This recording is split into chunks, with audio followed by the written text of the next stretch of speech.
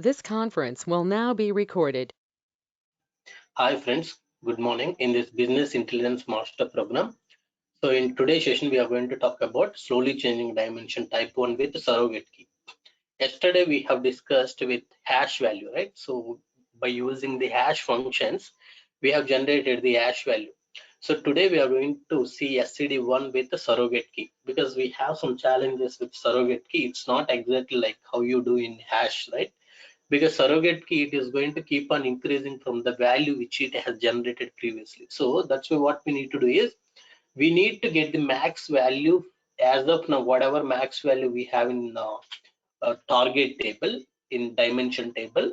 From that particular surrogate key value, we need to keep increasing. Okay, if you are daily running the pipeline, what happens in surrogate key you are mentioning, you just start from one, so it is keep generating from the key one. I don't want that, so right, so I want to increase this particular keys daily. Okay, how I need to increase these particular keys daily is, let's say today I have loaded 10 records, so it will just generate from 1 to 10. Next day, if I load 5 records, out of 5 records, 4 are the existing record, only 1 record is the new record. So it should identify these 4 existing records, and it should keep the same surrogate key for this particular 4 existing values. And for the new record, it should generate the 11 surrogate key 11. It should generate, meaning new value should be generated, but this new value should be a max value in a dimension table plus 1. Okay, so how to achieve this we are going to see in today's session. Okay, in today's session we will learn about scenarios and mapping data flow actions, estimations, prerequisite, required resources, and as you know, so demo, right? So we are going to see create data lake storage gen 2 and create SQL database, create Azure Data Factory v2. Then we will see how to create linked service for data lake storage gen 2, create linked service for Azure SQL DB, dataset pipeline, debug pipeline, run pipeline with the schedule trigger, and monitor pipeline. So whatever you have done in our earlier session, so same thing we are going to do in today's session. Okay.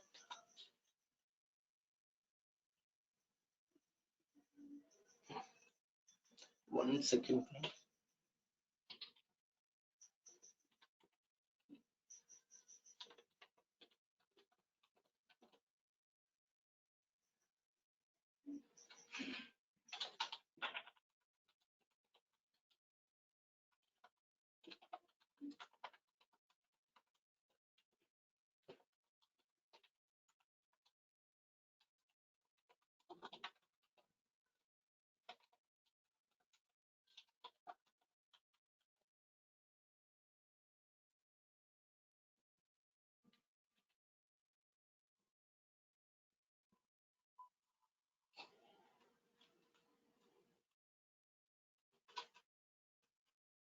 Yeah. So now you see, with respect to the scenarios, we are going to see how to generate surrogate key. Okay, because we need to generate this surrogate key, but this surrogate key we need to generate from the place where we whatever max value we have in dimension table, that max value plus 1 we need to keep increasing. We should not generate every time from the 1 or every time from the 1 lakh, right? So we need to take the max value from the dimension table, and from there we need to keep increasing this particular value. Next, how to perform upsert using the alter row transformation. So you know already by using alter row we have performed the upsert. So we are going to see again today how you can use the alter row transformation to upsert records, and we are going to talk about SCDs, type like types of SCDs we are going to see. Then we are going to talk about type 0, type 1, and type 2. These are the 3 important things, and we have many more SCDs like up to type 6 we have, but we are going to talk about these 3 and mainly type 1 and type 2. Okay. In today's session, I am going to use a many transformations that we came across to as of today. So we learned a lot of things, but I'm trying to use all those transformation today. But there is an efficient way to do this particular lab, but I'm trying to use most of the transformations. Okay, see, source transformation I'm going to use, join transformation, select transformation, filter transformation, surrogate key transformation, union transformation, derive column transformation, alter row transformation, and sync transformation. If you look at today, The number of transformations that I'm going to use is total 9 unique transformation. Whatever we have in data flow, all those things I'm going to use today to build this particular lab. Okay. What is slowly changing dimensions? As we discussed yesterday, as the name suggests, SCD allows maintaining changes in the dimension table in the data warehouse.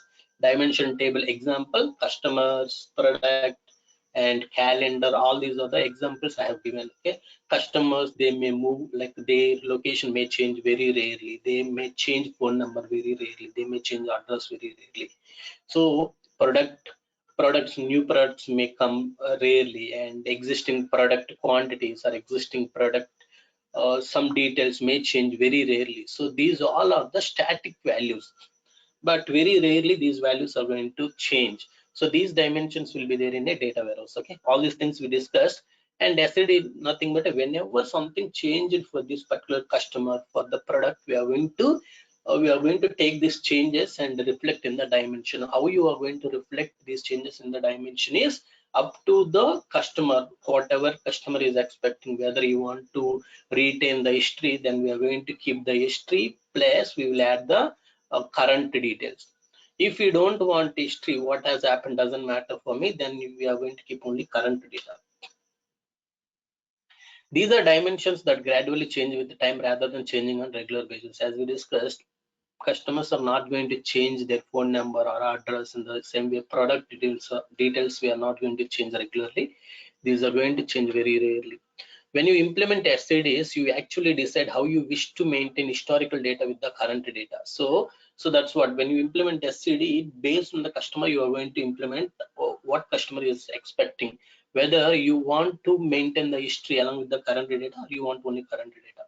Dimensions present in the data warehouse. So if you want, so what we need to do is we need to create a data warehouse so we can able to load directly data into the data warehouse. Okay.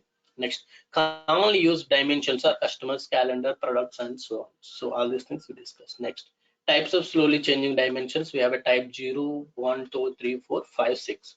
So, but mainly type 0, 1, 2, and out of that type 0 also we won't do anything. So we'll talk about all those things slowly.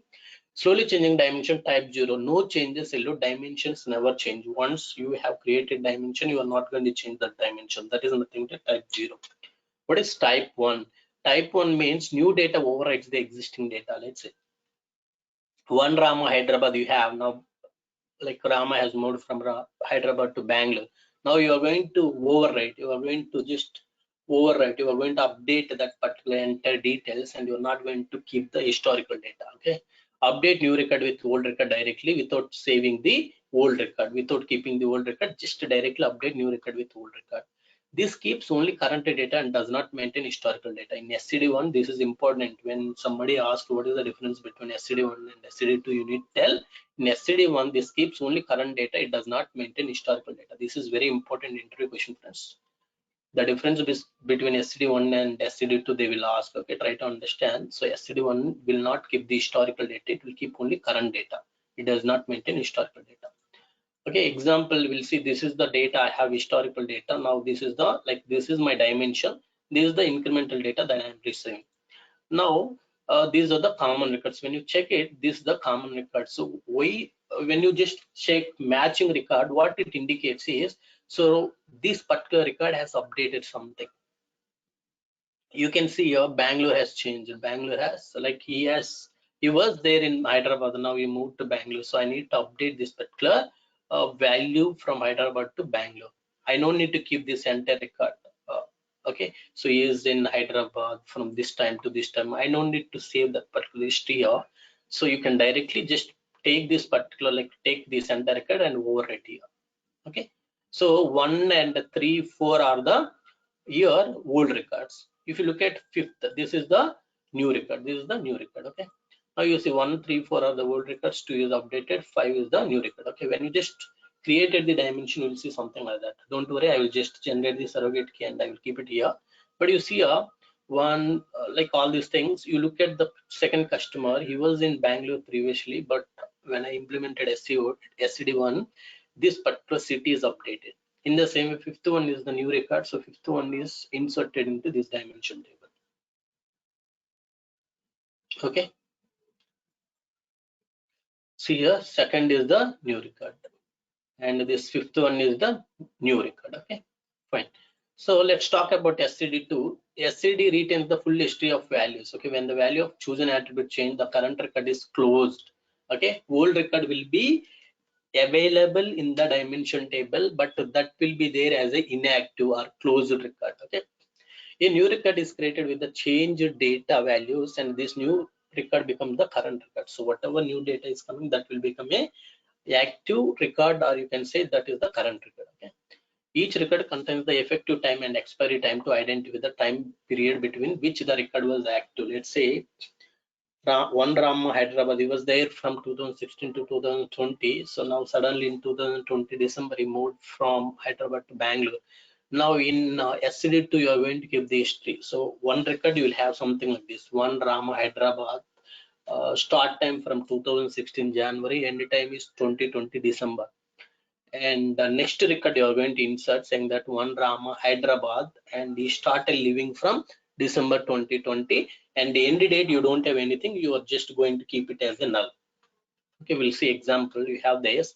See here, end date is null for all these things. The reason is all these people started living from this particular date, but there is no end date. Okay, so yesterday we talked in a different approach. Today it's a different approach. Okay, incremental data. This is the incremental data.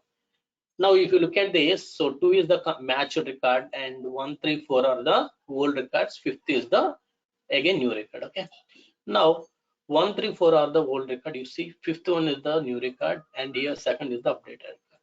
When I implemented SCD2, you see here 2 Rama Srinu Hyderabad, and for him the started date is 2019 onwards, 2020 Feb 1st. Till Feb 1st he was there in Hyderabad. So now it is a inactive record, that's why 0.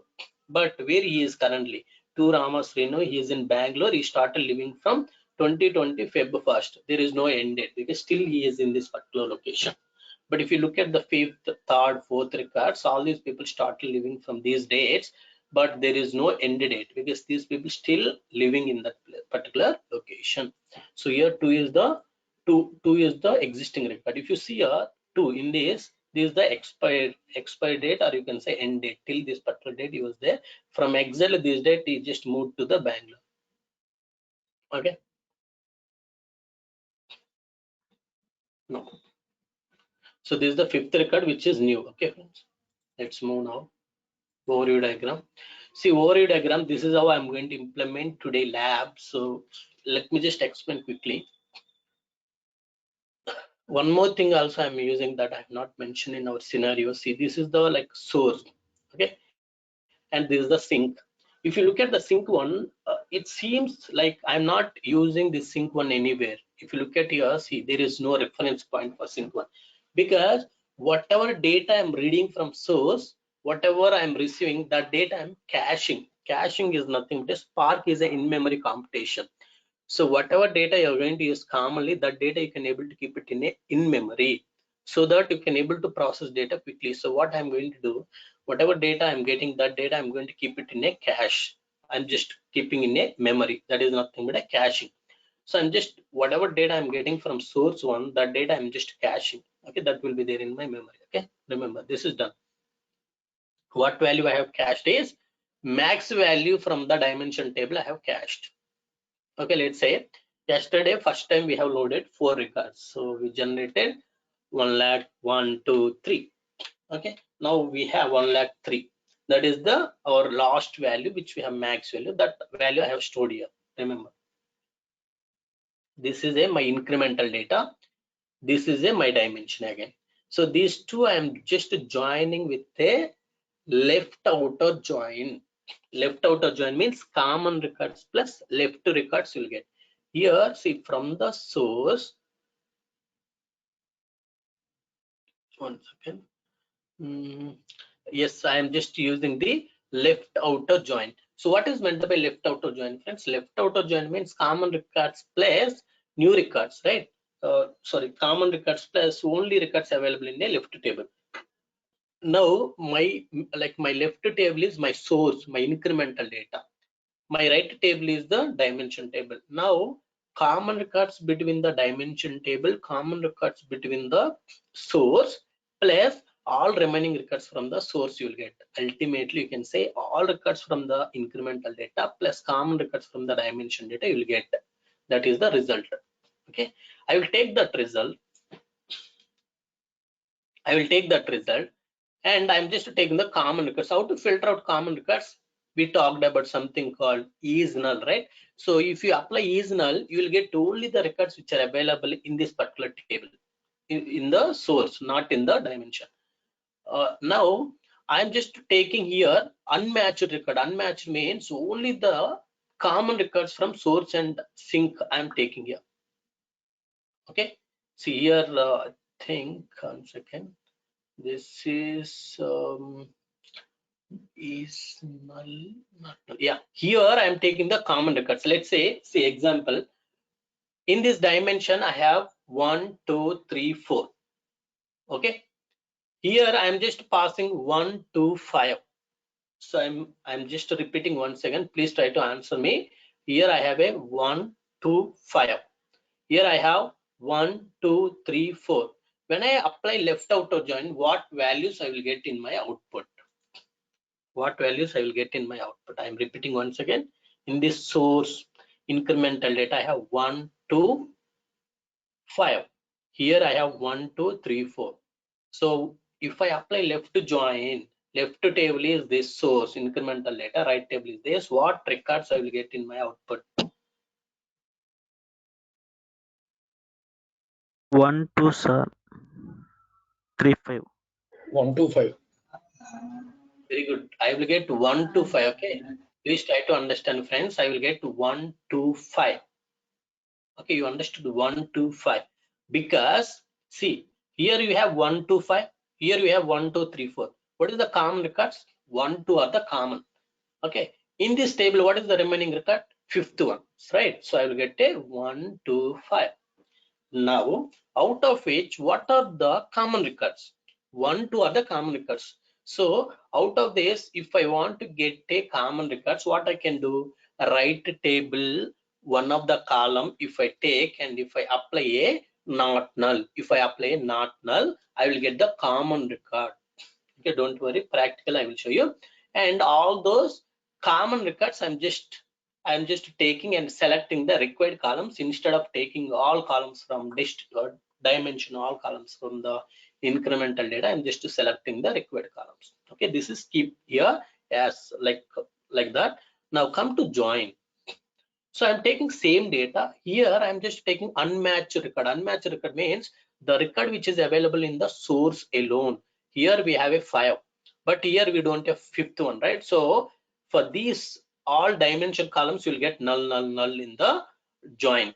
So here if I want to get only fifth record, I can just simply apply a filter saying that right table column is null. Wherever right table column is null, that particular record I can able to take in pass. Okay, now what you will get? You will get only the new records from your source. Again, I'm just removing removing the unwanted columns. Then I'm just generating the surrogate key. When you generate a surrogate key, there is no option to say please generate like dynamically. You cannot do anything. You need to fix it something. So that's why I'm just using surrogate key to generate values from 1 and so on. Okay, next derived column. Okay, this is a derived column. This is what? This is a derived column. Now in this derived column, what I will do? I will take the max key. What is the max value? Max value, let's say 3. Max value is, let's say, 3. So as of now you have loaded let's say you have 4 values, 1 2 3 4. Now max value is 4. Surrogate key is going to generate a 1. So this side you are getting only new records. Please remember, this side you got the common records. This side I am getting only the new record. In this new record, surrogate key is nothing but a. Here I am going to get the value 1. This one I am going to add it to this max value. Max value is, let's say, 4. 4 plus 1 is 5. That 5 I will assign to that surrogate key column. and then I have the surrogate key column value for this, and here also we are going to combine these two. I'm just unioning, see, select two, and this output I'm just unioning. Okay, I got the final result, common records plus new records with the surrogate key. I have all the records in this union. Then I'm just removing the surrogate key column because this is not required anymore for me. I already completed joining. Okay, so like before you join itself, you can just remove it because it doesn't require for us. Okay, it is not required for us. So you just remove this select like that particular key column, surrogate key column before you join. Anything is fine. And once I remove that particular surrogate key column, then I'm going to say alter row. Each row I am going to prepare for the upsert, and I will do a upsert in my dimension. Upsert means if the key is matching, it is going to update it. If the key is not matching, it is going to insert it. So I know it is a little bit difficult for you to understand. Okay, but do not worry. When I am just explaining each, when I'm just doing the lab, I will explain each and every point in detail. Okay. Fine. So I know so many of you are having the confusion, lot of confusion that will be there. Don't worry. But ultimately, when I'm showing all these things, you will be able to understand very comfortably because you already know join. You already know surrogate key. Yesterday we have seen derived column. We know union. You know alter row. You know. Even if you don't know, don't worry because you try to understand every day. I'm just starting from the scratch. You try to understand. Okay. Execute data flow, from the pipeline activities, data flow activity we will use to execute it, but data flow debug should be turned on to execute this particular data flow activity. Okay. So, but if you want to trigger this particular thing, job cluster will be created. For that, data flow debug may not like it's not required you to turn on. Okay. Next, mapping data flow action. You see, you have join, conditional, exist, union, all those things, out of which we are going to use today join, union we are going to use. But see, when you're using join, instead of join, you can use exist, you can use the lookup for whatever things we are going to do. Same thing, you can achieve it by using lookup and exist as well. Okay. But we already discussed the difference between exist. Then we talked about lookup and join. We discussed the difference between join and lookup as well. Okay, derived column we are going to discuss today. Select we are going to discuss. Surrogate key we are going to discuss today again. Okay, mapping data flow. Here today we are going to talk about filter and alter. These two also we are going to discuss today. Okay, anyhow sort So estimations one linked service. So I'm going to create a one data like storage gen 2, one SQL server. So two linked services I need. Depends on reference points. I need to create data sets, one data flow, one pipeline, and I need a Azure IR to dispatch the job. Okay, so data lake storage gen to all these things we are aware, right? So SQL database, keyword, data factory, data flow, debug, schedule, trigger, linked source, data set, activity pipeline. Now required resources. Okay, so we need to create data lake storage gen 2 and Azure SQL DB, Azure Key Vault, and Azure Data Factory V2. Okay, so these are the resources I will go and create quickly. Okay, let's see like how to create these things quickly. But we already know Snowflake, right? So Snowflake also we know. So what you can do, you can maintain your table using the Snowflake as well. Okay, that's all, friends. So let's quickly go and do the demo because let's not waste much time.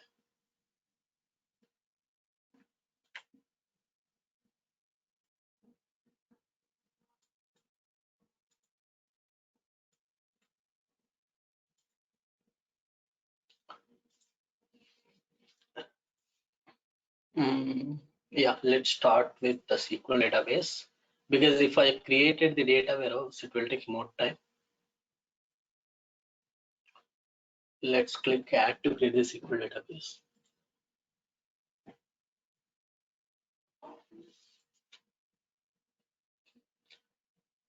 Okay, so let's do one thing because again there will be a problem. So let me create the data warehouse itself, friends. Okay. Okay, because ultimately you need to understand how to load data into data warehouse. We already have seen how to load data into the database. So let's try it with the data warehouse today. Okay. Free trial resource group. Let me create here.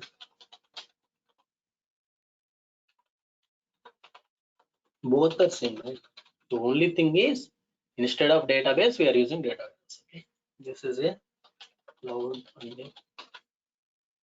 equal DW and server. Let's create server.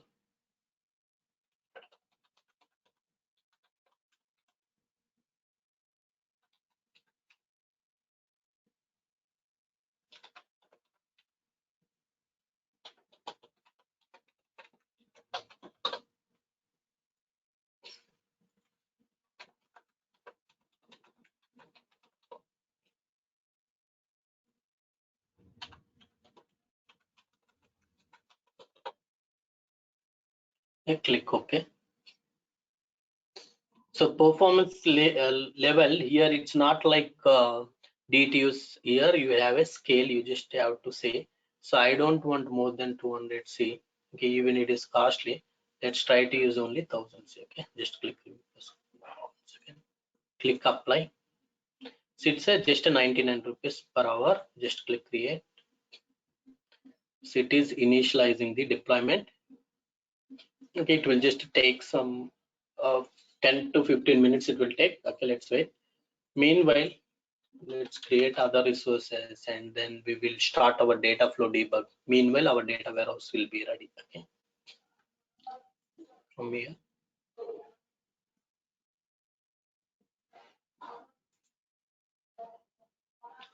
let's click on data factories. Click data factory.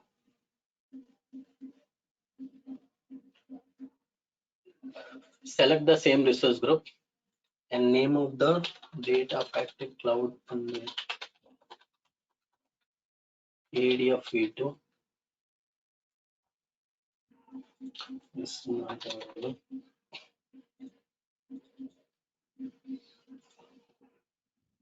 Okay, configure git later. Click review plus create. Click create. Okay, now come here.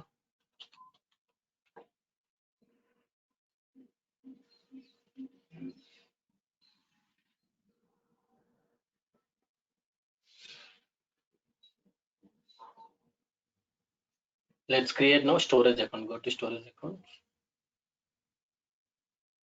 Click add to create the storage account.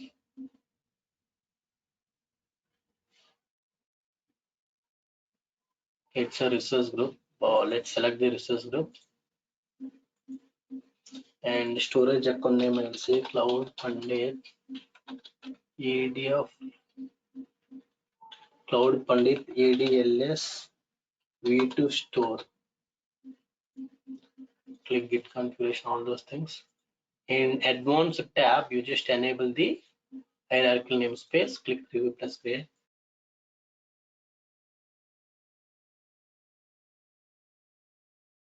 One second, friends.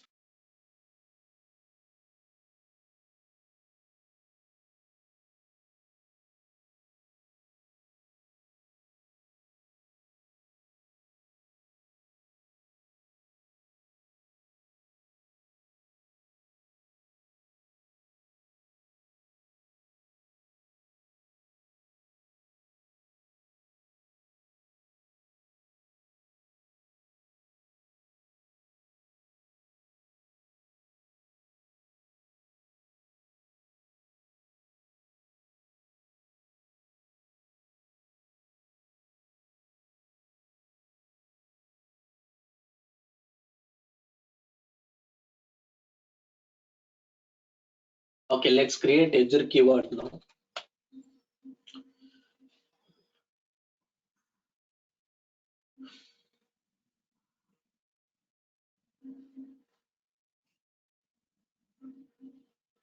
Click on keywords. Click add keywords.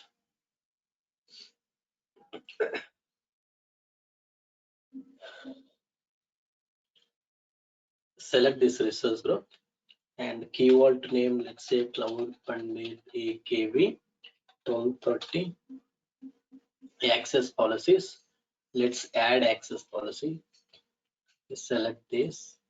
Let's click select to add our data factory.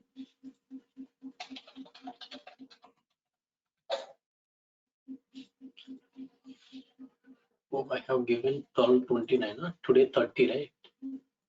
Okay, by mistake I have given 1229. That's okay. Just go with that. Click add.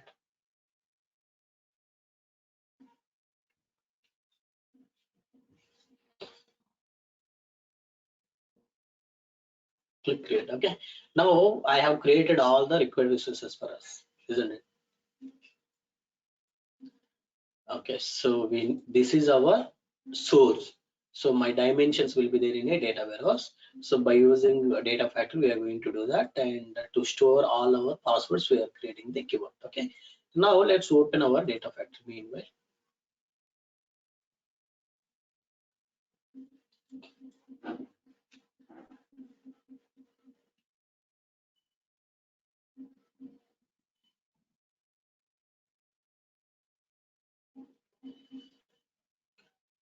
Let's go to the author tab. Turn on data flow debug. Okay. So let me just say it should be available for 2 hours. Okay, don't worry, it will not take 2 hours, it will take max 1 hour, okay, for us. But let me just keep it for 2 hours so that we will not have any issues in video. Now let's go to the storage account and we will prepare the data, and let's upload some data into the storage account. Okay. Now come down, click on containers, click container. This is a cloud container. Oh, sorry. So I'll say my folder name is customer. Let's say customer instead of customer. Create it. In this particular customer folder. Okay, in this particular customer folder, go inside customer folder, and I will upload some data. Okay, what data I will upload, you see. So this is the data we have, right? So initially we are going to load this data first 4 record. Okay, let's come here, click upload, click here, go to customers, click open, click upload.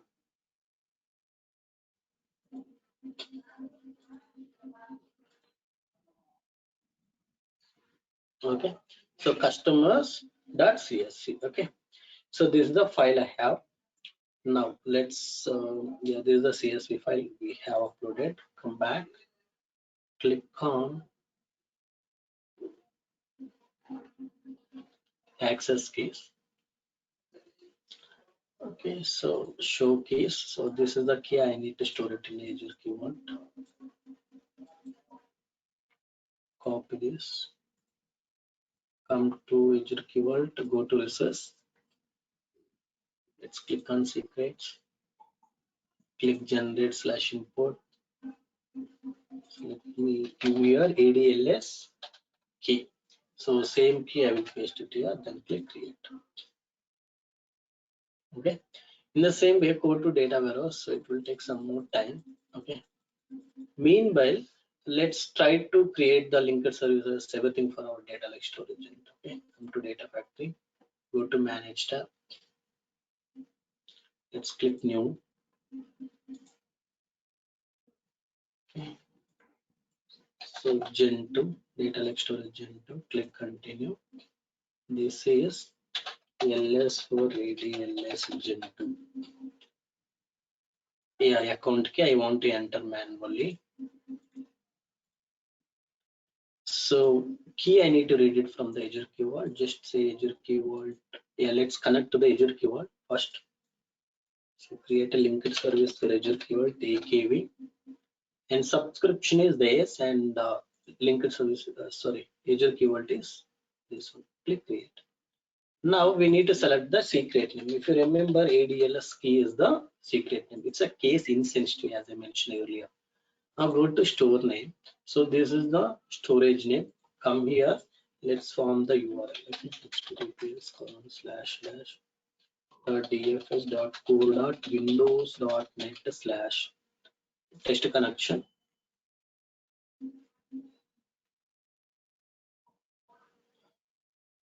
Connection successful. You can create it. Then you can publish all. Okay, click publish.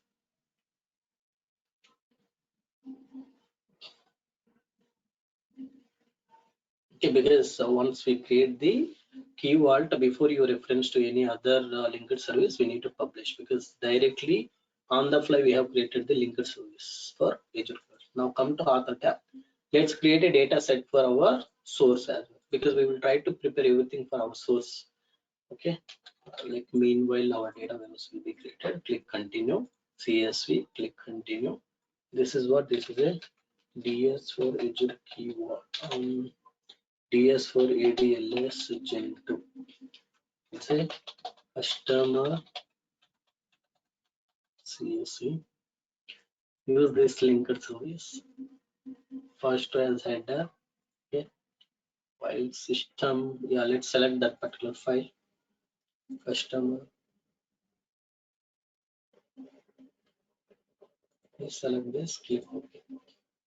Then click OK.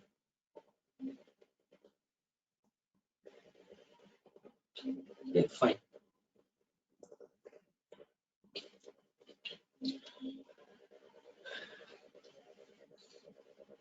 Yeah. So data flow debug is also available. We created the linked service for data lake storage Gen 2 dataset for data lake storage Gen 2 data warehouses. Still, it is going to take some more time. Let's wait, friends. Okay, let's wait, because I can able to explain with the database, but we already learned with the database already. So that's why, even if it is taking some time, let's wait.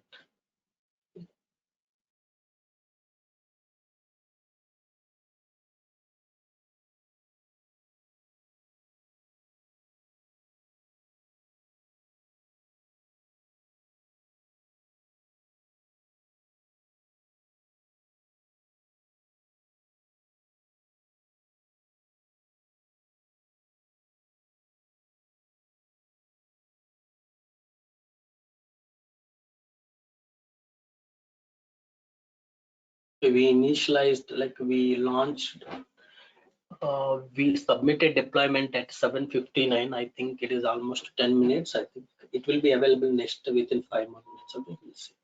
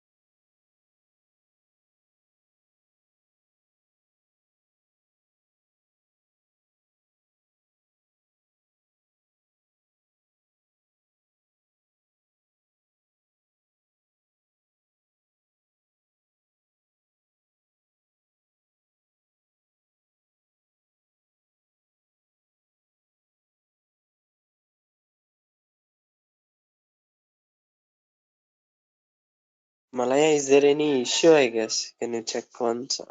Any internet issue? No issue, Murli. It will take 20 minutes. Don't worry. Just wait.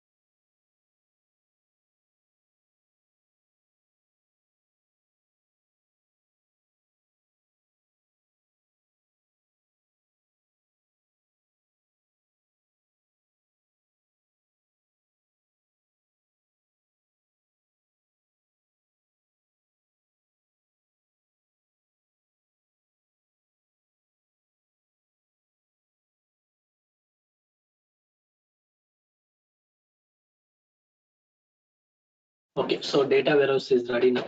Okay, just click go to resource. Yeah, so here also exactly same things, right? We already done that. So go to firewalls, add client IP, allow Azure resources and services to access this, save it. Okay, now next thing that we need to do is go to overview page, take the server name.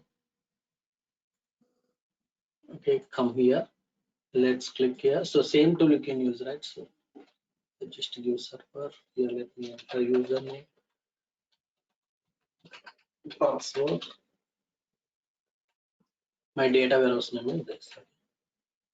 Just give this, click on it. Okay.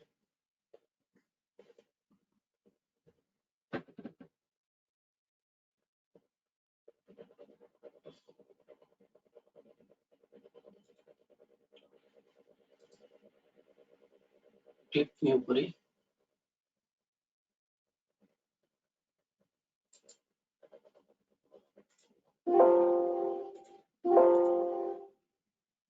Click new query. Okay, so I am here. If you look at the tables, we don't have any tables, okay, because we have not created. Okay, let's create a table without any data. Okay. Yesterday we created, yeah, this is the one, right? Let's create this. Okay, I'm just creating this particular key. So surrogate key value, I'll just say this is a number, right? So I can say big int. So it's a big int. Okay. So let's run it now. So yesterday we created this. An expression cannot be used with the default constraint. Specify only constant for a default constraint. Let's select everything and run it. This is data warehousing, right? So maybe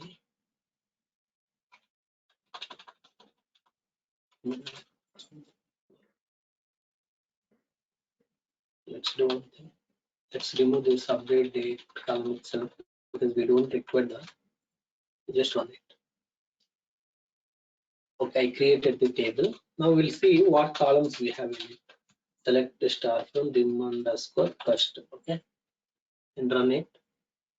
You see, you have a customer surrogate key, cust ID, cust name, manager, city, and start date. Okay, so these are the columns that I'm going to have in my dimension table. Okay, fine. Come here. Go to connection strings. Take this connection string. You know, right? Again, you need to replace the password here. Just to replace the pass. Okay. Let me just replace the password here.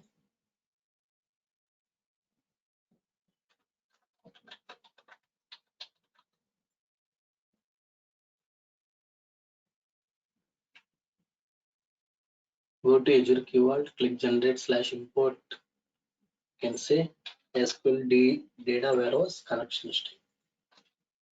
Create it. Come to data factory. Go to manage tab. Click on linked service. Okay, let's say it's a Synops. The names are changing. I'm not sure what is the name now. Yeah, Azure Synops Analytics. Click continue. Let's say LS4 Azure SQL DW data warehouse. Okay. So I need to read the connection string from the keyword. Just use this connection string. SQL DW connection string. Test the connection. Connection successful. You can create it. Okay. Now come to author tab. Let's create a data set, new data set. So to where Synops. Okay, Synops Analytics. Click continue. This is DS for is equal to AW dim custom. Okay, select the linked service for this particular data warehouse. Select the table which we have created just now. Okay, this is the table which you have created. Click OK.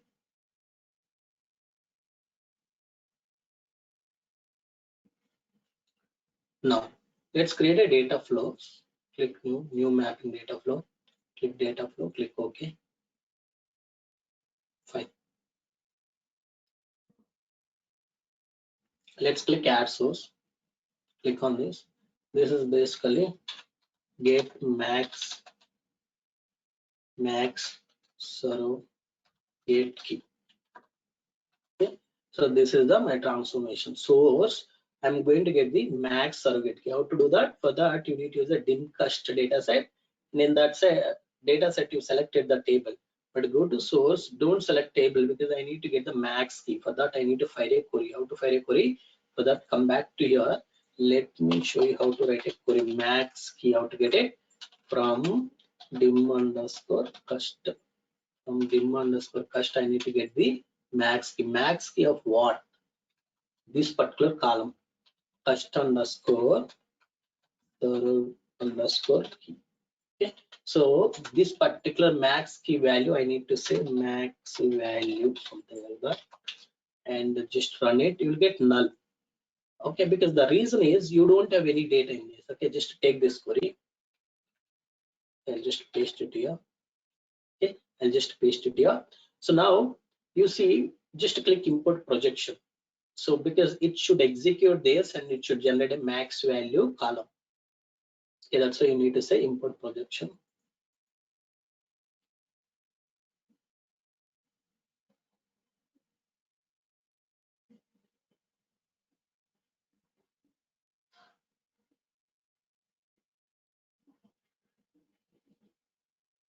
See, it is generated get max surrogate key. Come to data flow or data preview, just refresh it.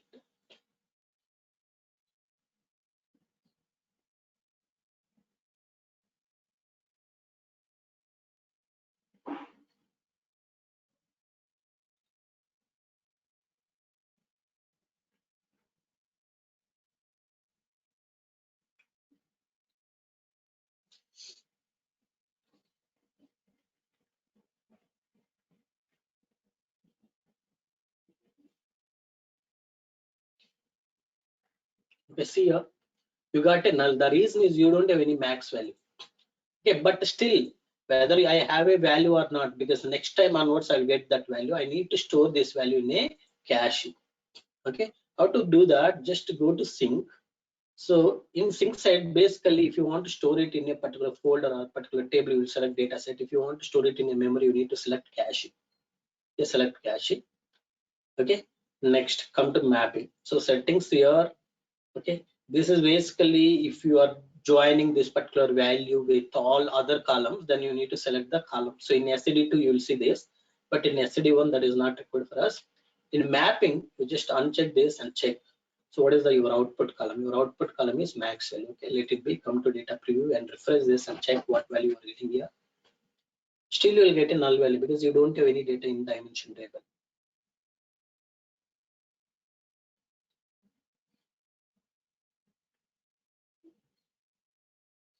Okay, null. Okay, fine. This is okay. So because every time I need to get the max value, that is important for me. So you can say cached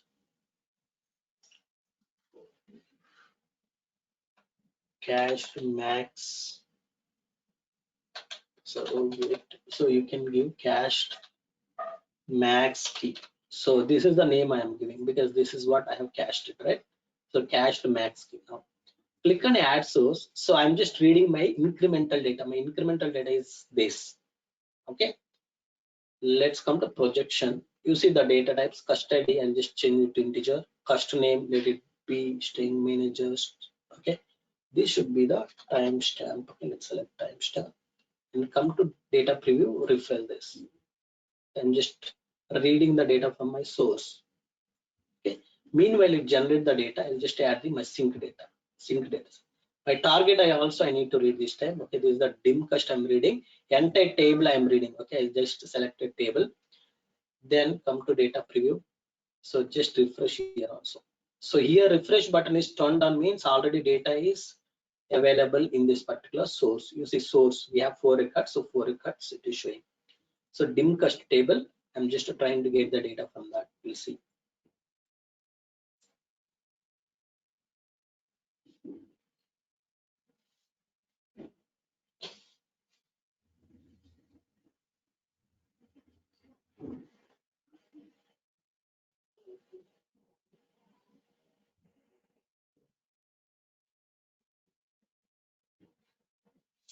See no output data because you don't have any data in this particular dim cust. Okay, now let's try to do join. Join on what? I'll just say left outer join. So when I apply left outer join, can you tell me what values I will get? Okay, see my left table is let me just say here, let me just change the name to incremental records, incremental data. You can say incremental data. This name I will just change it to dimension data. Okay, it's a incremental data. This is a dimension data. I'm just come to join. Okay, join. I'll say left outer join and just applying the left outer join. In this incremental data is left 15. My dimension data is my right string. Now all the common records from dimensions and incremental data plus all the remaining records in the dimension table, all the remaining records from the incremental data I will get it. See here, the symbol indicates all records in incremental data plus common records from the dimension data you will get it. Now if you go to data preview, so it is showing this because we need to put the condition. So based on what key you are going to identify, this side custody, this side custody. If these both are matching, bring the matching records. Even if the keys are not matching from the left table, give me the left records as well. That's why see here, entire records from the left table plus matching records with respect to the right table. Now come to data preview. Let's refresh this. So we know we are going to get only left records because only incremental data. We don't have any data in a dimension level. Okay.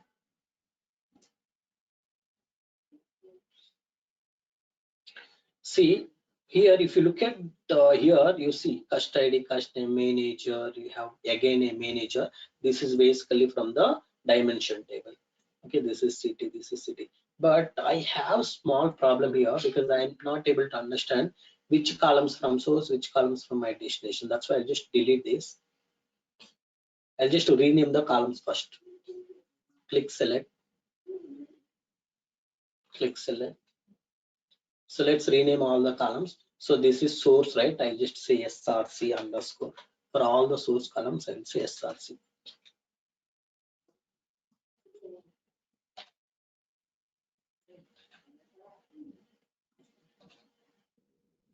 Okay.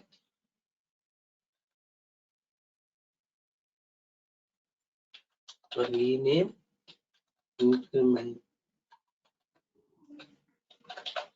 incremental columns I renamed. Okay. Now just click here. Here also, if you want to rename, you rename it. Okay. Just click on this. Yeah, let's say here dim underscore.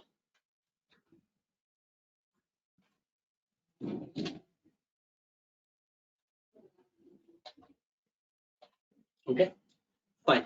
Now click on this, click join. So same thing, I'm just selecting left outer join. My left table is incremental data. My right table is yeah, I need to rename this one. So I'm just renaming this. Instead of select, I'll say rename dimension calls columns. Okay, calls is nothing but columns. Come to join. See, rename incremental columns is my left table. Rename dimension calls is my right table. Okay. Now see, I'm just joining these two. I'm joining these two. Go to data preview. So shit. We need to add the condition. Let's add the condition here. So source customer ID should match to the dimension customer ID. Okay. So then I can consider it's a common record. Otherwise, I will consider as a only records which are available in the left table. Come to data preview, refresh it.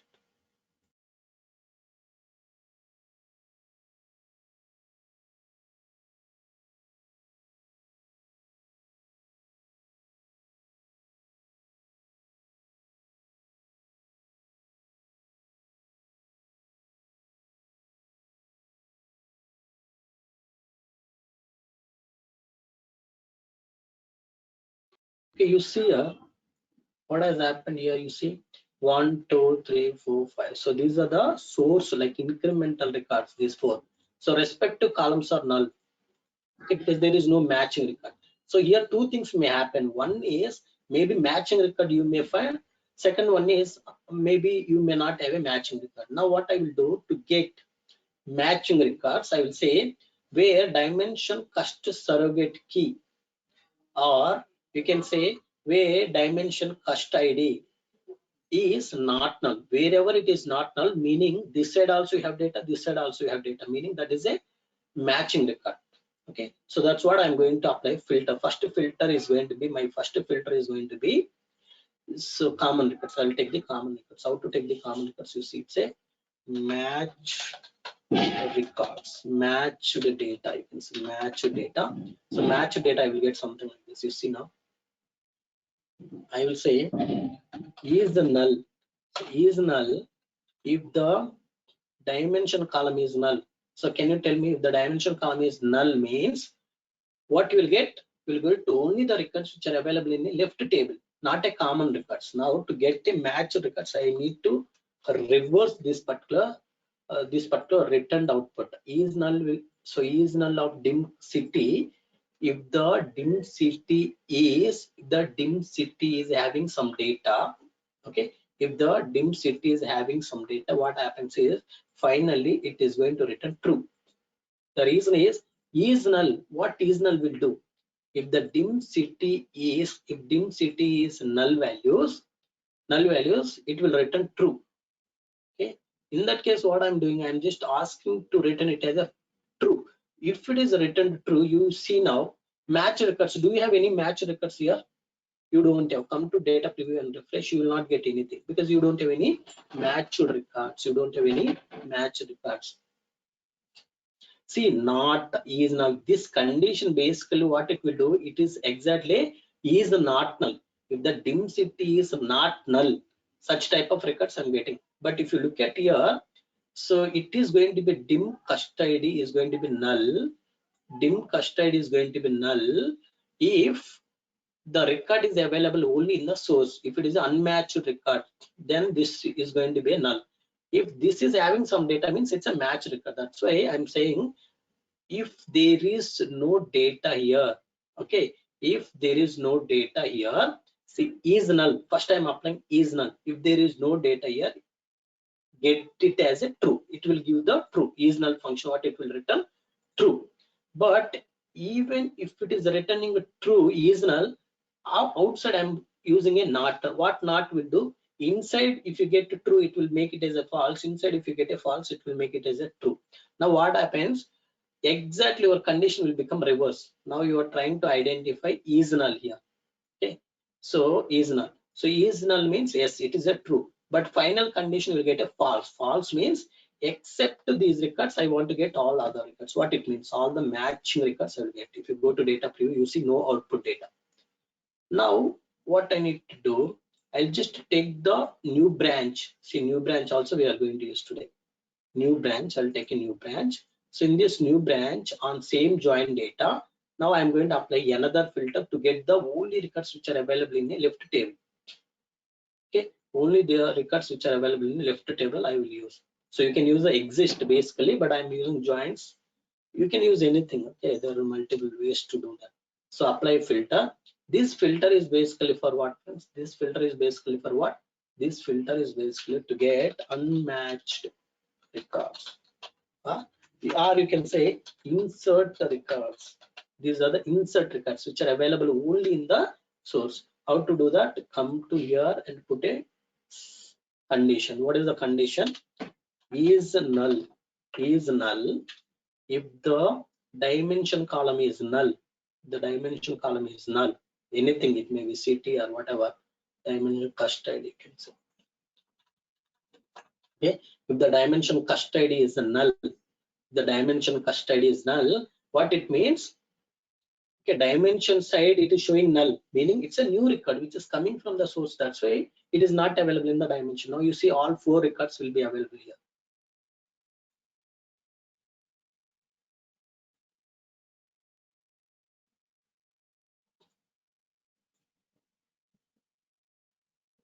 See 4 records you got. Now for these 4 records I need to generate a surrogate key. Click on this. Okay, let's go with the surrogate key. Okay, so let me just start from 1 and the key column. Okay, what is the key column? You can say surrogate key. It's a surrogate key. I'm just getting the surrogate key. So but this surrogate key will be added 1 2 3, but sometime, so this is the historical data, so there won't be any issue. But later it should not start with 1, it should take the max value plus 1, it should add. For that I'm going to use a derive column. A derive column. Yeah, before that let me just show data preview. Refresh this.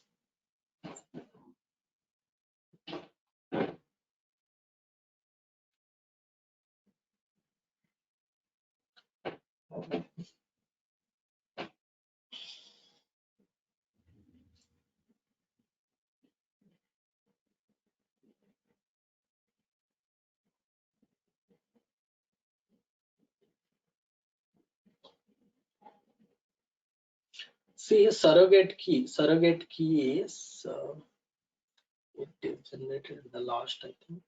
Yeah, surrogate key is 1 2 3 4.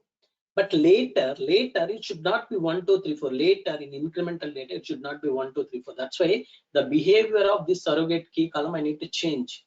How I am going to change? By using a derive column. I will say just use a, maybe you can say current under cust underscore surrogate underscore key. Put the expression. So for easy understanding I'm writing like this.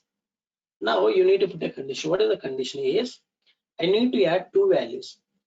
Okay, surrogate key value plus max key. What is the max key as of now? max key is a 0, but how to get max key? So I just cached it, right? So go to cached lookup, click on cached max key. So on this you need to say outputs. Okay, so outputs. So once you just say output, just refresh it and check what it is returning.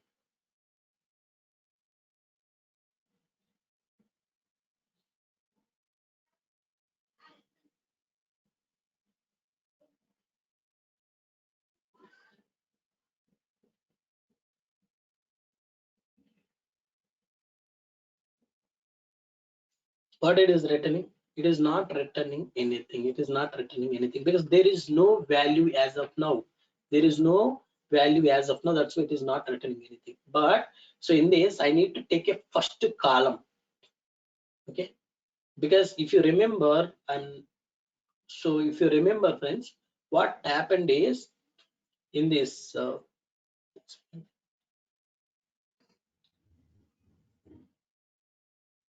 yeah. So if you remember, oh shit, let me just cancel this. Let's click again expression builder. This. Okay, now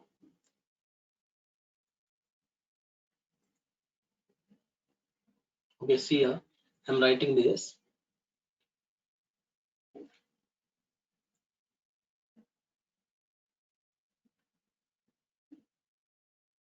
Okay, fine. Here, so what you need to do, as you don't have any data in your dimension table, that's why you're getting a null. But you need to select this in this cached outputs. In this cached outputs, okay, you can have you can cache multiple columns, out of which column you want.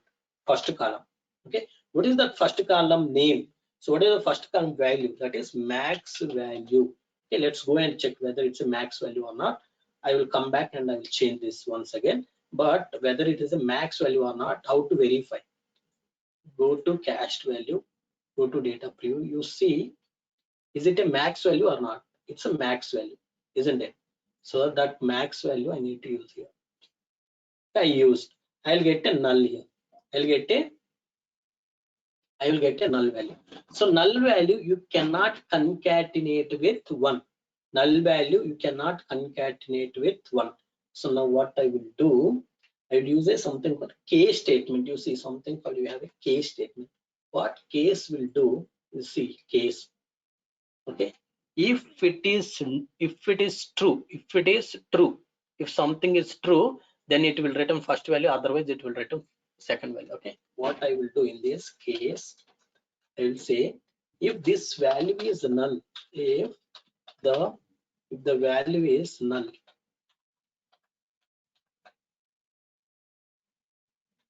or you can say equal,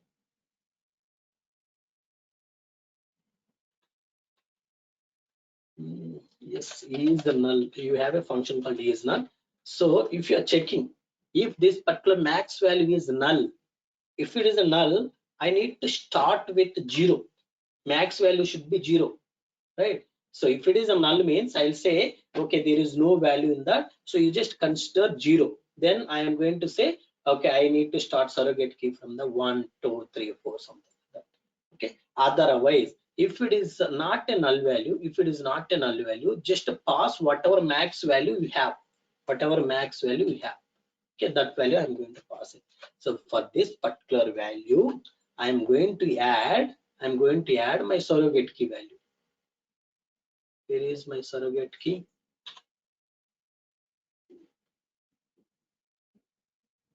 Just take the surrogate key value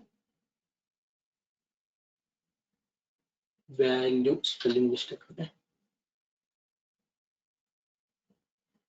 this is fine. If it is a null, I will return 0, otherwise I will return this. But what it is written, its outputs correct.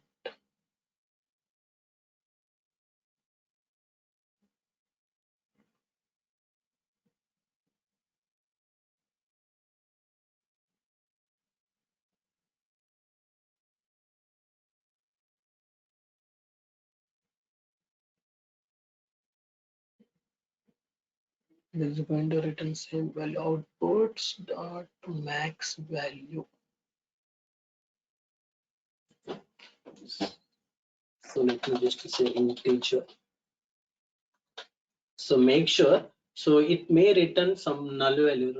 Null value it may not return, but so make sure it should return an integer. So I'm just converting this value to the integer. So that is what the warning. Okay, so I'm just converting this return value to the warning. I just converted to warning. Now come to data preview. Let's refresh this and see what value it is returning. So don't worry if you're not able to understand, you will be able to understand when I'm showing the incremental data. But I thought of loading data, historical data first, and the thought of showing you. But you will think, oh, you already loaded historical data. That's why I'm just explaining without loading anything.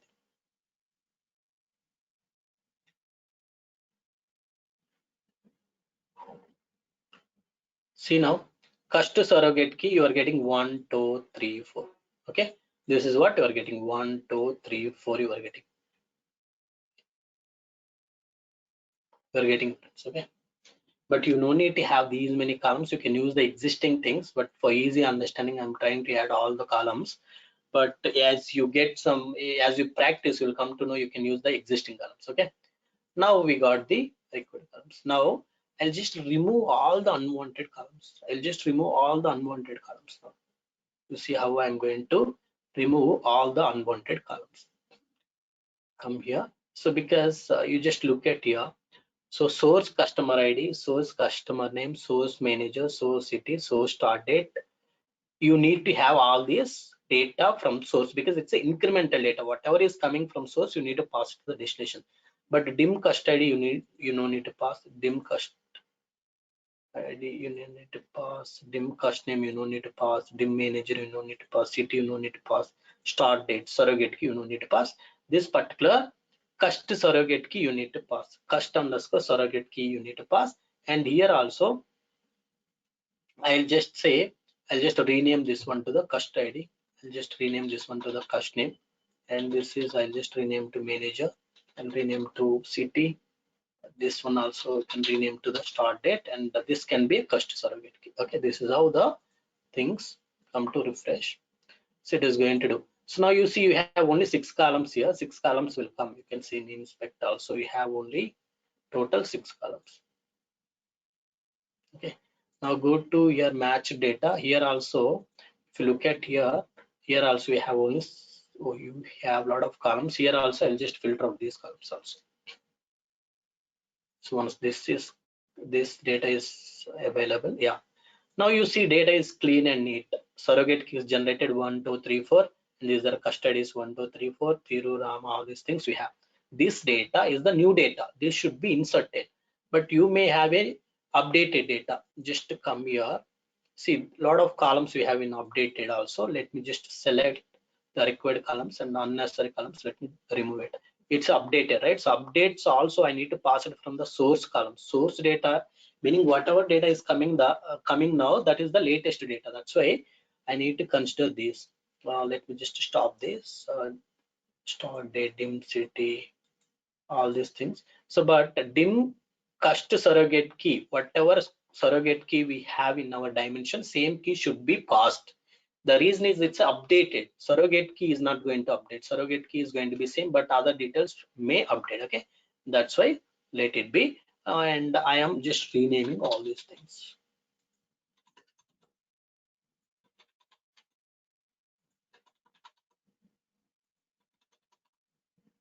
Now come here, just click on select. You can use here union, or you can say here union. Okay, anything will work. Okay, just apply union wherever you want to apply. So union, so union, which two streams you want to union? Select two, and I need to union with select one. Okay, this is the one. These are two, these two I want to union. And finally data preview you can able to do. We have a final records now. We have a final records available.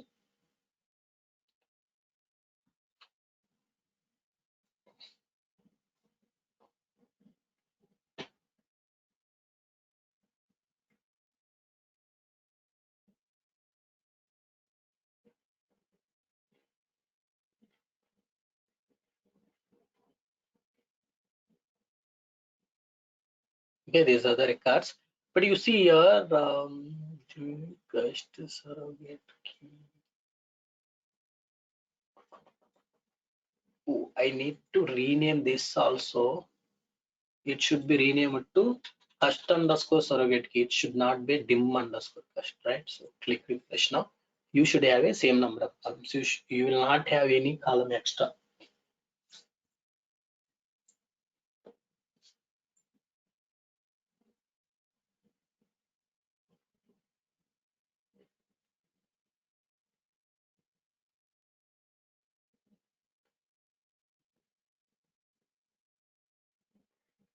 So you have exactly only 6 columns you have. Okay, 1 2 3 4 1 2 3 4, all this data you have.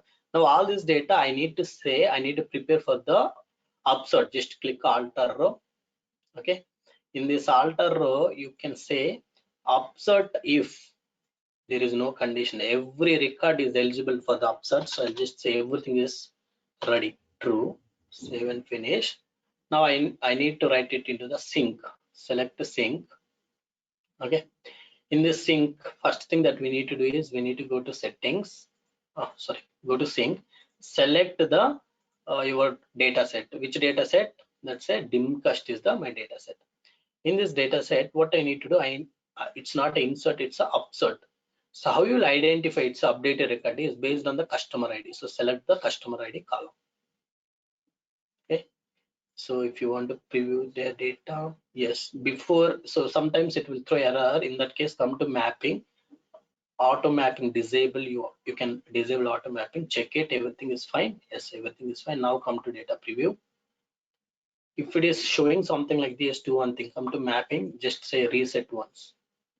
Come to data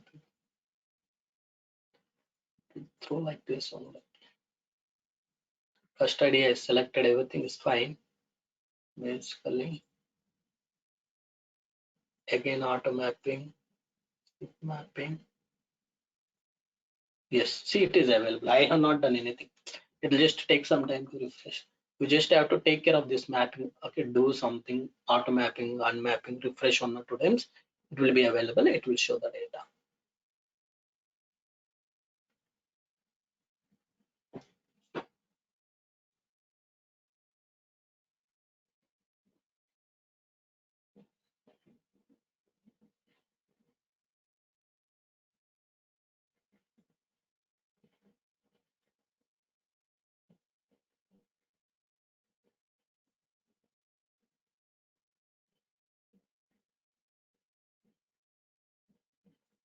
Okay, so data came here. So now everything is fine. Go to pipeline. Okay, go to the PL4.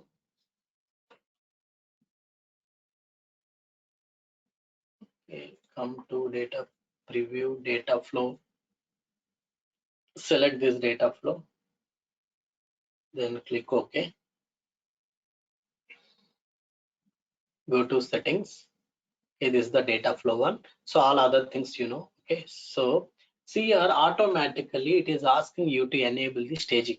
What is the reason is if you go to your data flow, it is the data set. Select this data set.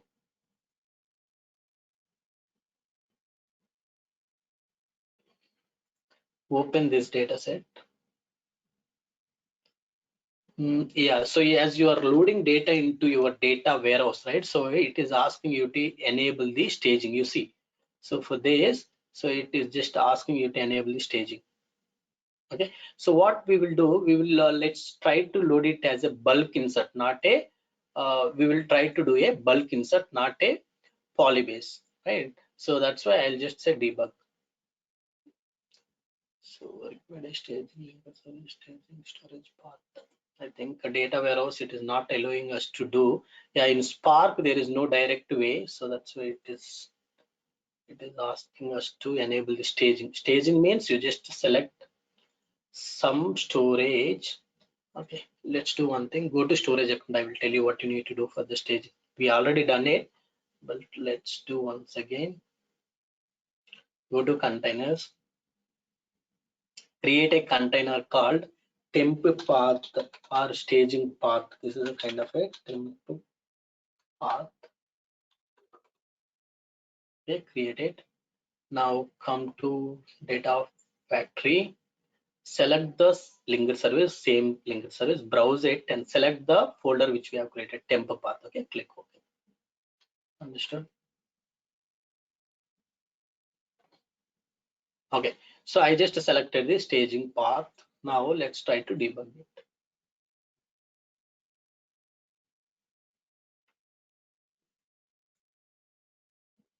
So job I have submitted, we'll see it is going to take this job, and come here, let's say select the star from dim cast. You see you don't have any data now.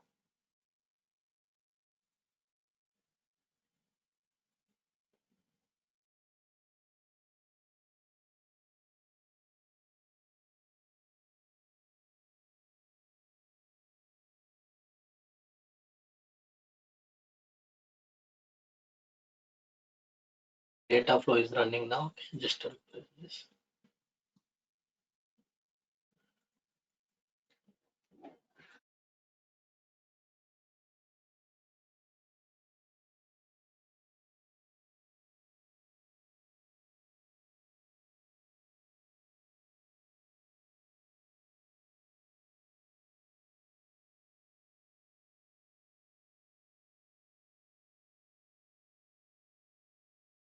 Okay, so let's click on this to see whether job is running, still waiting for the resources.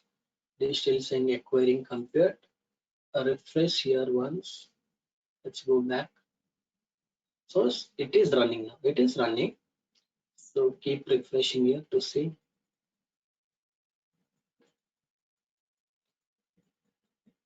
I will tell you some performance improvement that we can able to do in this.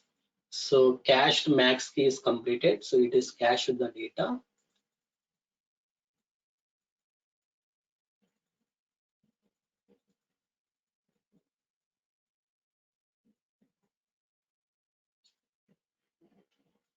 So sync one is written. Now overall status will be successful because it has written the data into our target. Okay, status it will update in some time, but meanwhile let's go and run it. Now you see we have all this data, isn't it?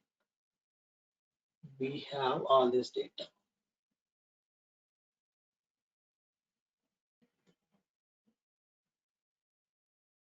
But if you look at here, the surrogate key is generated randomly.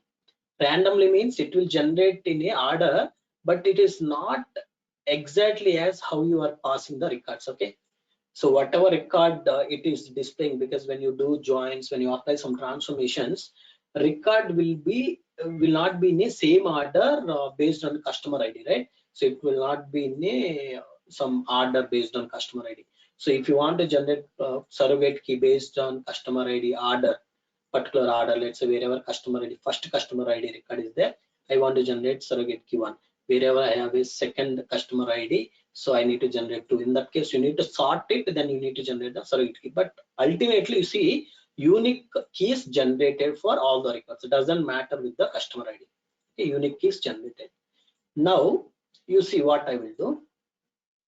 I will take this particular data. Here, currently, it's a Hyderabad. For second record, you see, it's a second record, it's a Hyderabad. Okay, and first record I'm not changing anything. Anyhow, first record I'm not changing anything. Second record I'm changing from Hyderabad to Bangalore, and the fifth record is the completely new record. Now we'll see what will happen. Let me just take this, go to storage, go to customers, open this customer.csv, click edit.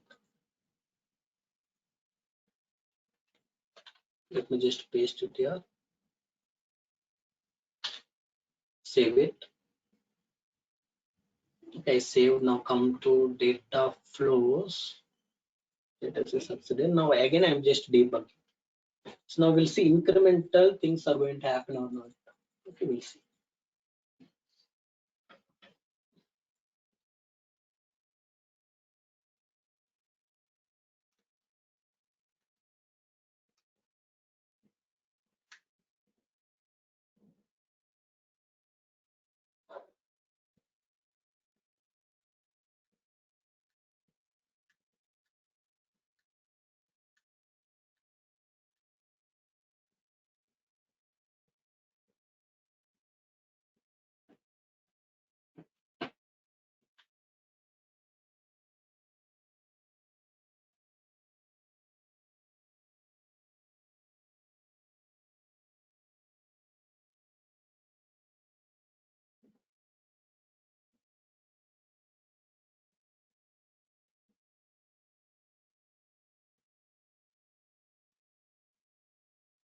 A job is started running.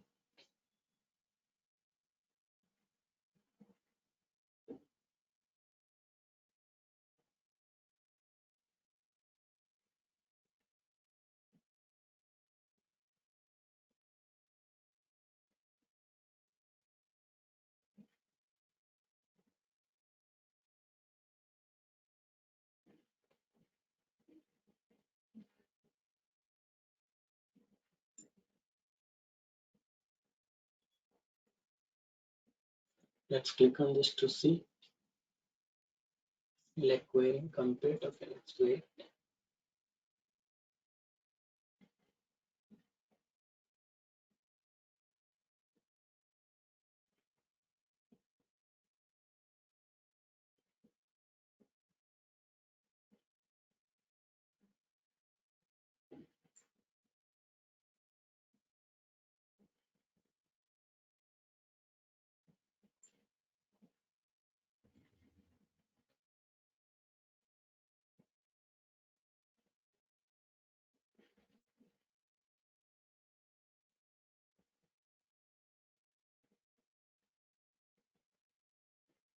Let's click on this. Still like query compute.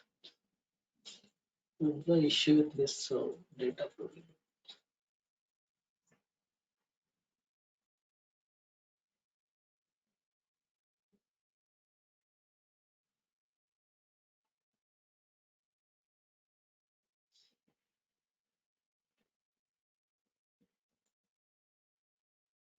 Okay, if it is taking this much time, it will fail, friends. So we need to, I think, resubmit our job. Yes. Acquiring company, because it did not get the cluster to execute this AI transformation. Okay. So yeah, so better we can cancel and we can resubmit.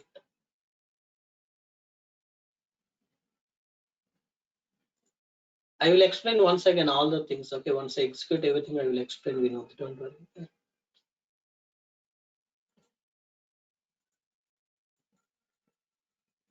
It will throw error saying that you have a data flow issue, data flow debug issue. So almost a timeout error. It should get by now, but it did not get any resources.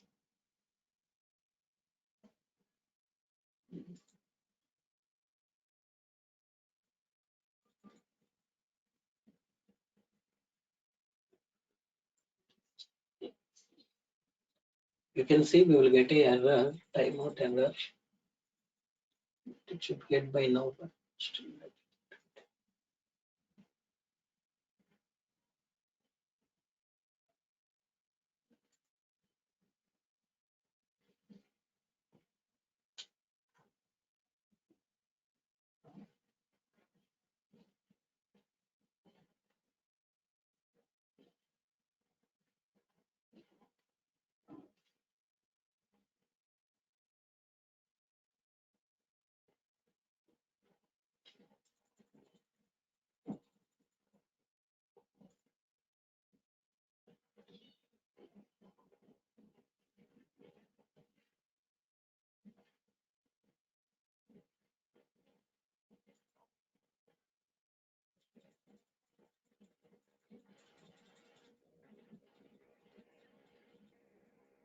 Yes, so I think better we can cancel and resubmit.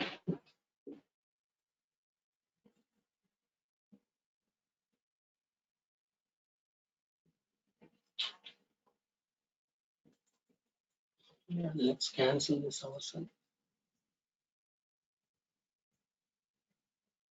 I just cancel this. It's a debug state. Let's debug once again. If it is not working, then we can turn off and turn on the data flow debug. But let's see. I just to resubmit the job. See.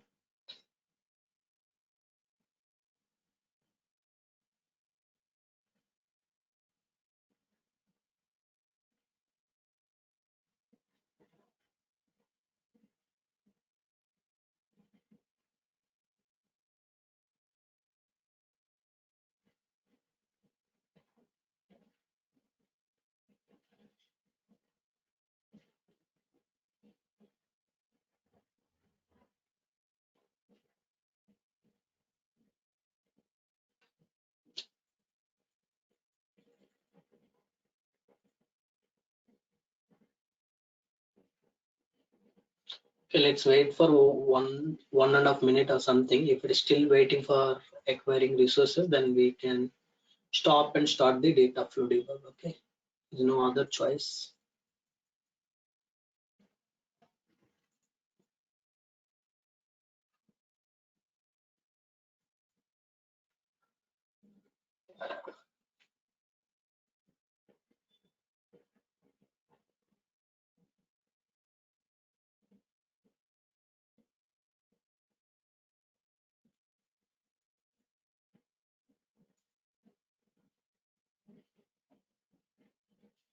Seems it is not going to work. We need to restart our yeah. We need to stop and start the data flow debug. So it is not picking still. Okay, let's stop it and start the data flow debug once again.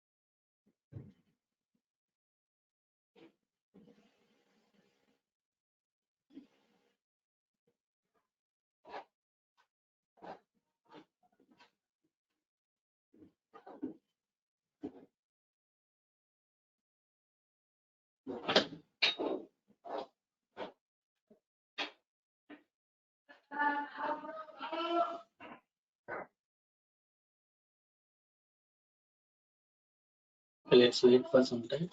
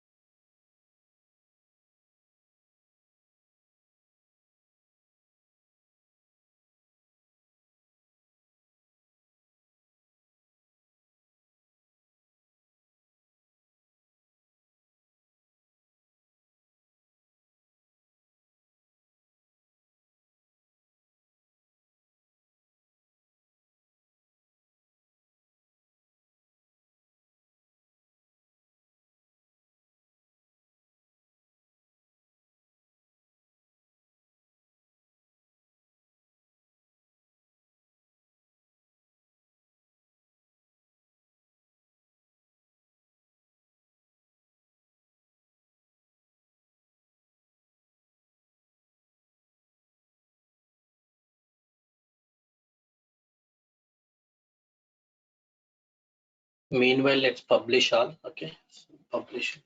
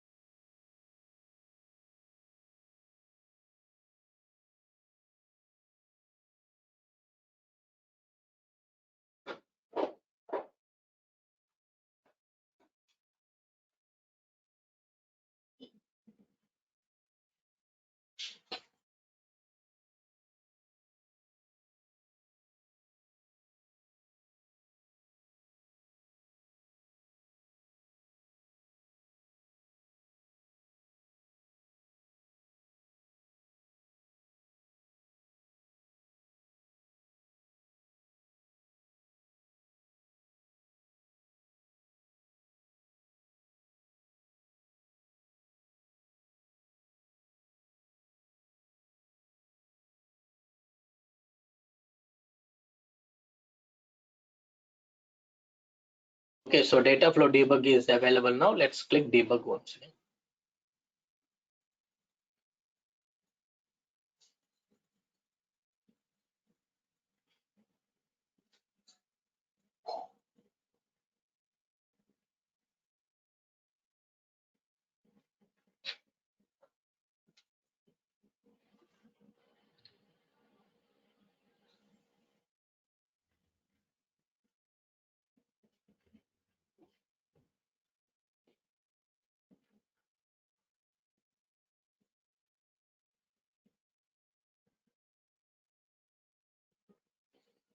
Okay, job is created. Now it is running. Okay, it is running now.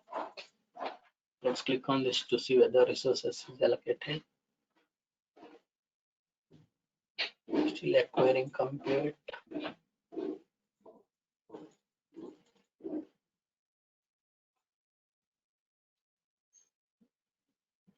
Okay, it is running now. Reply this.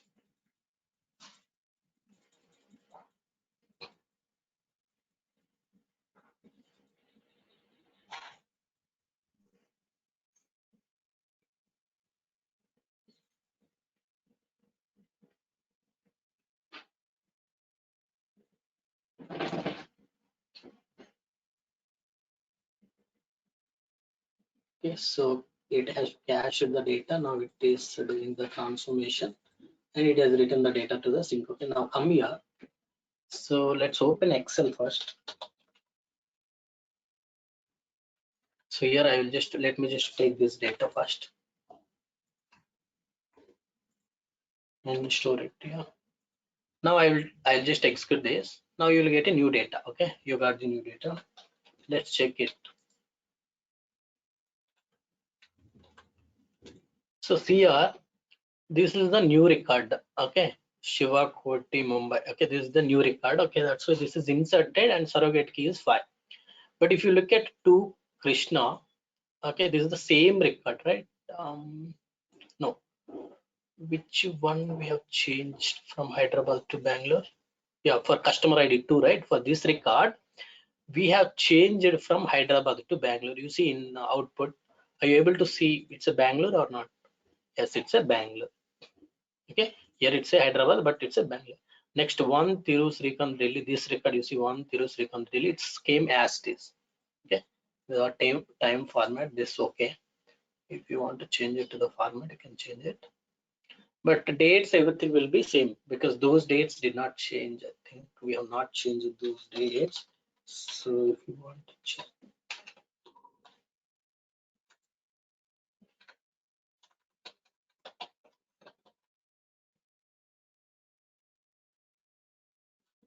Okay, now you see dates, everything came here. But you have seen the data has like it is just taking the updates, updated records, it is updating, and the new records it is inserting. Okay, now let's go back here, and this time what we do, and I'll just, this is a third run. In this run I'll just explain once again entire flow so that you'll have some clarity. This is the 5th record, right? Okay, 5th record I will say Mumbai to you can say, what you can do is you can say Pune. In Mumbai to Pune, he has changed 5th person, and who came recently. This is the 6th record. Okay, this is the 6th record. In the 6th record, I will say you can say your Ramesh name we will use here. Okay, here we can say Chaitanya. Okay, so is from, let's say, Hyderabad. So same date, today date is 30. So I'll say 30th. These people, it's updated. Okay, this record is updated. This, like these 2 records, I'll just put it in our source staging table. Okay, just take this, keep it here, and save it. One more thing, why it is too many spaces here? Just put only one space. Just save it. So you have all these records. So out of these 2, current data is we have, yeah, you just compare These are the 1, 2, 3. Sorry, so just ignore surrogate key. You need to focus on customer ID. 1, 2, 3, 4, 5. Okay, so 5 records we have, out of which from source you are getting 5th record. So meaning, what is the common record here? What is the common record? You have to be active, friends. Okay, we know what is the common records here between source and destination, dimension and incremental data. What is the common record? 5, sir. 5. So what is the new record here? 6. 6. Good. Now what is the max key, max surrogate key we have in this dimension table? Please be mute if you have any like background noise. So what is the max surrogate key here? Tell me what is 5. the max? Okay, 5. Okay, with this, now come to data flows. Okay, I'll just show you. Will it work or not? Come to yes, here only. Let's say click on this, go to data flows. We'll see we are getting the max key as 5 or not. Come here. Let's refresh this. So I just execute only the transformations which are important. Okay, I will not execute everything.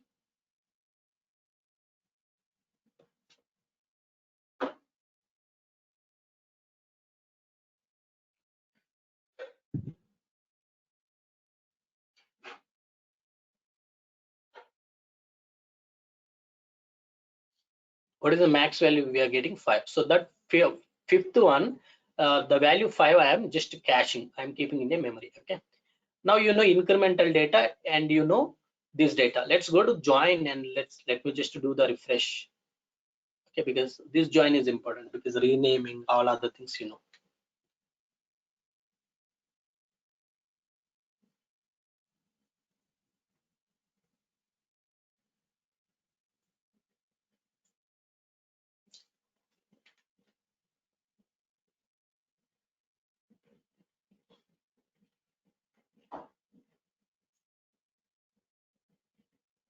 See, 5 and 6. Can you check what is the like common record here? 5. 5 is the common record, isn't it? 5 is the common record. When you say, see, I'm just explaining.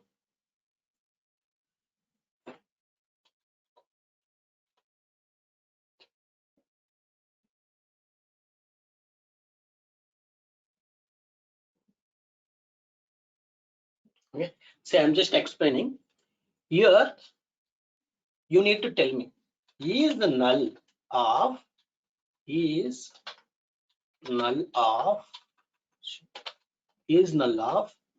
dim underscore cust id. What I will get here? If I use this condition, which record I will get from these two? Is it a second record? Is it a 5th record? Which record I will get? Tell me. Is null means wherever dim cust id is null, that record I will get. I will get this record or this record. Tell me now. Vinod, you need to tell. Which record will you? Null record. Very good. So second record I will get. Okay, please go mute immediately. Okay, fine. So this is the second record I'm going to get. Now what I need to do, this behavior I need to change it. This behavior I need to change it. Now if I use this, I will get a null value. Okay. Next, I will say is the null of dim custody. If this condition is true, then I will get this, okay, null. If this condition, I will make it as a false now.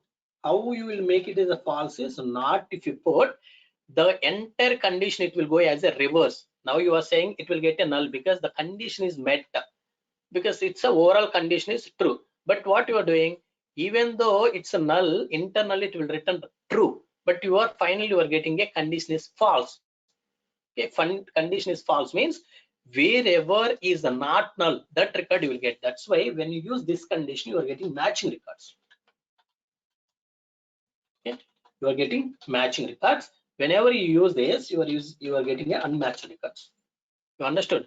This the unmatched records because it will give null records.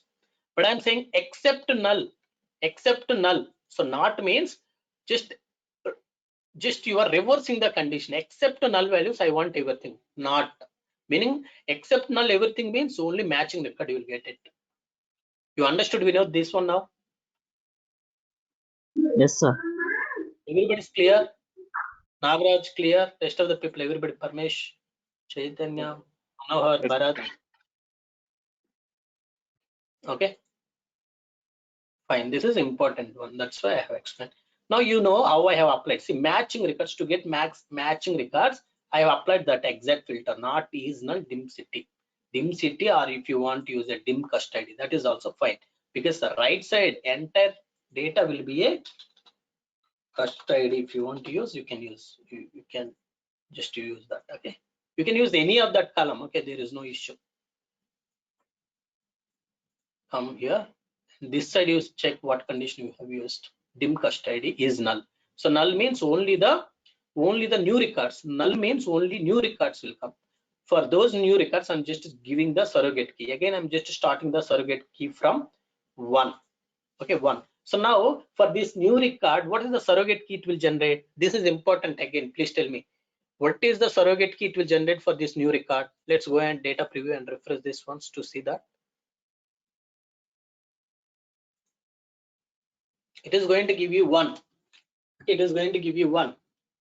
But I want to change that behavior, because I should not give the 1 to this particular my 6th record. Instead of that, I need to give them my surrogate key as 6 for this, isn't it? I need to give the surrogate key 6 for this. But how you can do that? So for that, I am using a derive column to do some aggregation. What I'm doing, max key I'm taking. For that max key, I'm adding the surrogate key. Max key is 5. 5 plus 1, it will be 6. 6 I'm adding to this. See now, surrogate key value is 1. You understood? So this 1, it should not be 1 for this new record. What value you need to generate for surrogate key? I need to generate a 6. I will generate. So I have said here.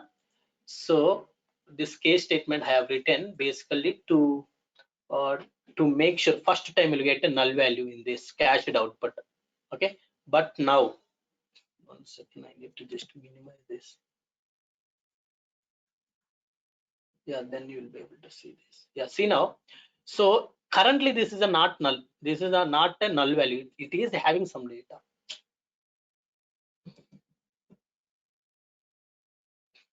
Okay. Malaya? See, yes. Yeah, is it possible to generate surrogate key by order, like custody 1, surrogate key 1, like that? That's what I mentioned. You can do that. That is very easy. I will explain you. See here, No. this output dot max value, it's not a null. Now, if it is a null, you will get a 0. If it is a not null, it will just give the whatever value you have. What is the max value now? It's a 5. What is the surrogate key? Currently you are getting 1. 5 plus 1 is how much? 6. So overall, I'm assigning 6 to my current surrogate key for the new records. In this flow, you are getting new records. Now I got the surrogate key value is 6. I renamed some of the columns, you know, from here. So renamed some columns here, and you are unioning, altering, and loading as an upsert into my sink. Okay. Let's come here. Yeah, now he is asking one more question, how to generate those things, right? Now you see here, surrogate key. Okay, before you generate surrogate key, you have a records here. All records will come here. What you need to do, you need to use a sort, because what happens is if the records are coming in a some descending order, let's say 4, 3, 5, 1, something like that. So surrogate key will give, it does not know. So you are not saying in this order you ascend, right? So that's why it will just say for 4th record surrogate key 1, 5th record surrogate key 2, 1st record it will give surrogate key 3. So if you use sort here, so data will be in a sorting order. So based on the customer 1, 2, 3, 4 is there. So surrogate key also it will generate 1, 2, 3, 4 in same order. Okay, Murli? Yes, Now, Malaya. okay. Now it is still running. Refresh this. It is already succeeded, right? Previously. Yes, it is previously succeeded. Now, yeah. So I don't need to do anything. Let's go back here and check once again. Dim underscore cast. You don't have 6th record. You see here, you don't have any 6th record, and 5th record is basically it's a Mumbai. Now we'll go and run this particular pipeline once again.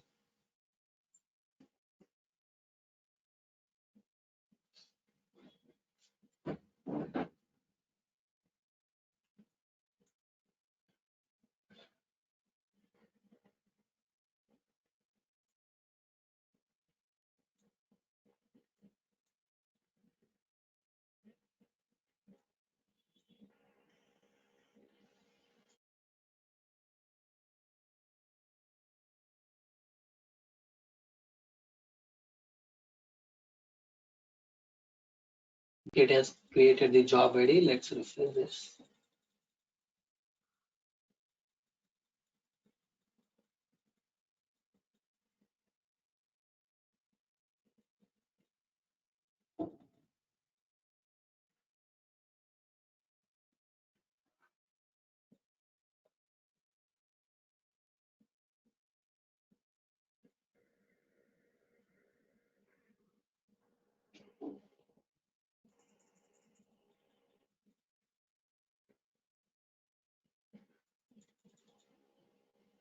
You click on this to see whether it is, yes, it is already succeeded. The status is succeeded. Now go and run it. Now you see sixth record came, and for sixth record you are getting surrogate key 6. The reason is you don't have other records to go in a descending order, some mismatching order. Now only one record, so max key it has to generate a 6. It has generated 6 and it has given. Okay. Now fifth record you see from Mumbai to Pune. It became from Mumbai to Pune. This is how you are going to update. Like this is how you are going to implement SCD1 with a surrogate key. Okay, clear. Everybody's clear, friends? Yes, Malaya. That's all for today. Thank you.